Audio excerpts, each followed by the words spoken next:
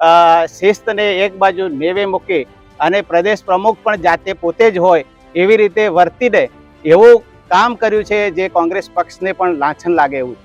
ભાઈ, આજના સમયે જો તમે એટલા જ મજબૂત હો અને એટલું જ કરી શકતા હોય તો એક સામાન્ય સીટ ઉપર જીતી બતાવો. આ તો કોંગ્રેસની એવી સીટ છે વડગામ. કોંગ્રેસના કોઈ કાર્યકર જે વર્ષોથી 20-20, 25 વર્ષ કે 30-30 કે આખી જિંદગીથી જે લોકો કામ કરતા હોય એમને કોઈ પ્રાધાન્ય આપ્યું નથી.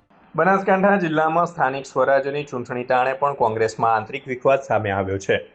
પ્રદેશ કોંગ્રેસના સેક્રેટરી અને જિલ્લાના પૂર્વ સભ્ય દિનેશ પરમારે વડગામના ધારાસભ્ય જિગ્નેશ મેવાણી સામે ટિકિટ ફાળવણી મામલે ગંભીર આક્ષેપ કર્યા છે. દિનેશ પરમારના આક્ષેપ મુજબ ટિકિટ ફાળવણીમાં મનમાની અને જોહુકમી વલણ અપનાવી પોતાના જ નજીકના લોકોને પ્રાધાન્ય આપવામાં આવ્યું છે. તેમણે વધુમાં પડકાર ફેંકતા જણાવ્યું કે જો મેવાણી પોતાને રાષ્ટ્રીય નેતા માનતા હોય તો કોઈ પણ જનરલ બેઠક પરથી ચૂંટણી લડી જીત મેળવી બતાવે. સ્થાનિક સ્વરાજ્યની ચૂંટણી દરમિયાન કોંગ્રેસના આગેવાનોની બેજવાબદારીને કારણે ટિકિટ ફાળવણીમાં અન્યાય થયો હોવાના આક્ષેપો વચ્ચે કેટલીક બેઠકો ભાજપે ચૂંટણી પૂર્વે જ કબજે કરી લીધી હોવાનું પણ તેમણે ઉમેર્યું હતું.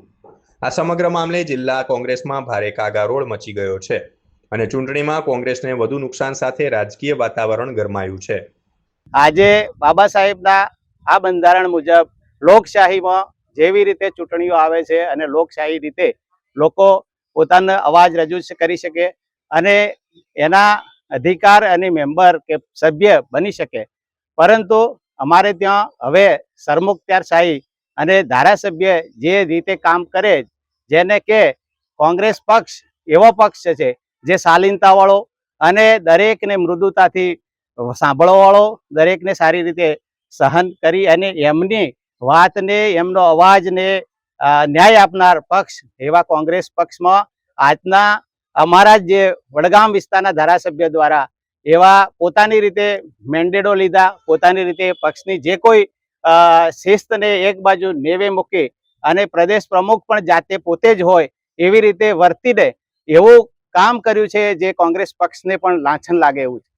ભાઈ, આજના સમયે જો તમે એટલા જ મજબૂત હો અને એટલું જ કરી શકતા હોય તો એક સામાન્ય સીટ ઉપર જીતી બતાવો. આ તો કોંગ્રેસની એવી સીટ છે વડગામ કે જ્યાં વડગામમાં દલિતો અને મુસ્લિમો એટલા પ્રમાણમાં છે કે કાયમી માટે કોંગ્રેસને ભરેલા છે અને કોંગ્રેસ પાર્ટીના આવી રીતે એનું અપમાન કરવું, કોંગ્રેસ પાર્ટી તમને 2 વાર અહીંથી જીતાડ્યા એટલે તમારી સરમુખત્યારશાહી કરી અને વડગામના લોકો આજે વડગામના લોકોના વતી હું કહું છું કે વડગામના લોકો ભારોભાર આનાથી અમને અન્યાય થાય છે અને પોતાની જે ખરેખર વિકાસ થવો જોઈએ એ ગુજરાતના બીજા તાલુકા કે બીજા વિધાનસભાને જુઓ, માત્ર અમારો ધારાસભ્ય શાની વાતો કરે?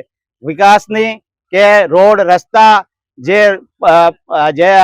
રોજગાર, પાણી વ્યવસ્થા, આ બધી વાતો નહીં, પણ લોકોને, યુવાનો ખરેખર જો દલિતોના નેતા હોય, દલિતોની વાત કરતા હોય તો આજની જે મેન્ડેટ આપવામાં આવ્યા છે એમાં અનુસૂચિત જાતિની દરેક જાતિની પ્રાધાન્યતા હોવી જોઈએ. ક્યાં છે વાલ્મીકી સમાજ? ક્યાં છે તિરગર સમાજ? ક્યાં છે રાવત સમાજ? દરેક સમાજની સાથે એને જો પ્રાધાન્ય ના આપ્યું હોય તો અનુસૂચિત જાતિ માત્ર કોઈ 1 કે 2 સમાજની આ સીટો ના હોઈ શકે અને એ અન્યાય આખી અનુસૂચિત જાતિ સમાજને છે. બાબા સાહેબના આપેલા અધિકાર સામે તમે ખરેખર બાબા સાહેબને માનતા હોય તો બાબા સાહેબના રસ્તે ચાલો. માત્ર લોકોને ઉશ્કેરવા અને લોકોને ઉશ્કેરી અને પોતાનો રોટલે શેકવો એ આજની જરૂરિયાત નથી. આખા પ્રકરણમાં તમે જોશો તો વડગામ ધારાસભા મત વિસ્તારના જેટલા પણ વિસ્તારો છે અને પાલનપુર એ સિવાયના પણ જ્યાં જ્યાં દલિત સીટો હતી તેના તમામ મેન્ડેટ એમણે પોતે પ્રમુખો સાથે કોઈ પણ વાત કે નહીં હું જ લઈ જઈશ, એક સરમુખત્યાર જેવી રીતે કરે, એક હિટલરશાહી રીતે કરી અને પોતે જ મેન્ડેટ લખી અને પોતાના પટ્ટાવાળા હોય, પોતાના ડ્રાઈવર હોય, કોંગ્રેસના કોઈ કાર્યકર જે વર્ષોથી 20-20, 25 વર્ષ કે 30-30 કે આખી જિંદગીથી જે લોકો કામ કરતા હોય એમને કોઈ પ્રાધાન્ય આપ્યું નથી.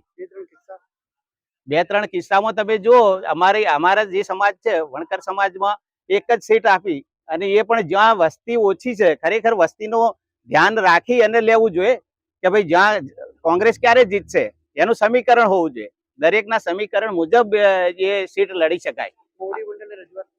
મોવડી મંડળ અને પ્રદેશ પ્રમુખ સાથે એમને રજૂઆત કરી, એમની સાથે પણ રૂબરૂ જઈ આવ્યા કે ભાઈ આવી રીતે થયું તો વડગામ તાલુકા પંચાયત બનશે, પાલનપુર તાલુકા પંચાયત બનશે. જો આવી જ રીતે કામ કરો તો કદાચ બનાસકાંઠા જિલ્લા પંચાયત પણ ના બની શકે.